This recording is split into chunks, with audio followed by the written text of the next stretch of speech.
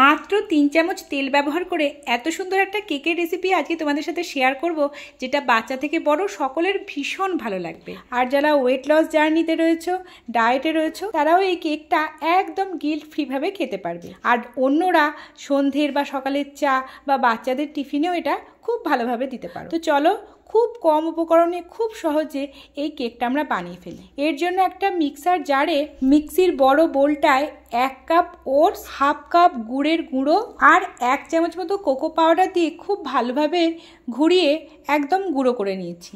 আমি ইনস্ট্যান্ট ওটসটা ব্যবহার করেছি, তোমরা রোল ওটসটাও দিতে পারো। আর গুড়ের গুঁড়োটা তোমরা নিজেদের মিষ্টি চয়েস অনুযায়ী বাড়িয়ে নিতে পারো বা কমিয়ে নিতে পারো। তবে আমি মিষ্টিটা কমের দিকে রেখেছি বলে হাফ কাপ দিয়েছি। তোমরা আরেকটু মিষ্টি চাইলে এটা ওই 1.25 কাপ মতো দিতে পারো বা 1 কাপও দিতে পারো। এবার অন্য একটি পাত্রে একটা ডিম আর ওই 3 চামচ মতো তেল, চায়ের চামচের 3 চামচ তেল খুব ভালো করে ফেটিয়ে 5 থেকে 10 মিনিট মতো ভালো করে ফেটানো হলে তার মধ্যে ওই গুঁড়োগুলো দিয়ে দিয়েছি। এবার ভালো করে মিশিয়ে দিয়েছি। খুব ভালো করে মেশানোর দরকার নেই, কারণ এটাকে আমরা আবার মিক্সিং জারে দেব। সব ভালো করে দিয়ে নিয়ে বাইন্ডিংয়ের জন্য দিলাম হাফ কাপ মতো গমের আটা। আর যেহেতু এই কেকটায় আমি একেবারেই দুধ ইউজ করিনি, তাই ওই মিক্সিং বোল ধোয়া জল, হাফ কাপ মতো জল আমি কিন্তু এর মধ্যে অ্যাড করেছি।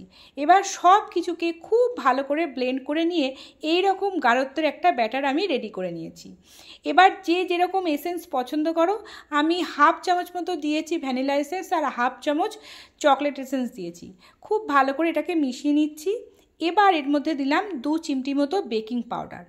আর কিছু আমি দিইনি, অর্থাৎ বেকিং সোডা বা অন্য কিছু আমি দিইনি। ওই বেকিং পাউডারটা 2 চিমটি মতো ব্যবহার করেছি। ব্যাস, কেকের ব্যাটার আমাদের একেবারে রেডি। এবার ছোট ছোট এই মাফিনের কাপগুলোতে, কাগজের যেগুলো হয়, তার মধ্যে 2 চামচ করে আমি ব্যাটারটা দিয়ে দিচ্ছি। একেবারে ভরে দেওয়া যাবে না, কারণ এটা কিছুটা ফুলে উঠবে। তাই ওই হাফ কাপ মতো ব্যাটার আমি সবগুলোতে দিয়েছি। আমার মোট 6টা মতন হয়েছে। তোমরা যতটা পরিবারের মানুষ সেই অনুযায়ী তোমরা ওটস, গুড়ের গুঁড়ো, ডিম সবগুলোকে বাড়িয়ে বাড়িয়ে নেবে। তো এই মাপে বানালে কিন্তু কেকটা একদম পারফেক্ট হবে। আর কিভাবে এটা তোমরা মাইক্রোওয়েভ ছাড়াই গ্যাসের চুলাতেই বানিয়ে নিতে পারবে সেটাও আমি তোমাদের বলে দিচ্ছি। এটাকে ওপরে গার্নিশ করার জন্য কিছু আমন্ডের টুকরো কুচি করে নিয়ে সেটা ওপরে আমি দিয়ে দিচ্ছি। তাহলেই কিন্তু আমাদের একদম সুন্দরভাবে কেকগুলো রেডি হয়ে যাবে। এবার গ্যাসের ওভেনে একটা শুকনো কড়াই বসিয়ে তার ওপর একটা অ্যালুমিনিয়ামের পাত্র আমি বসিয়েছি।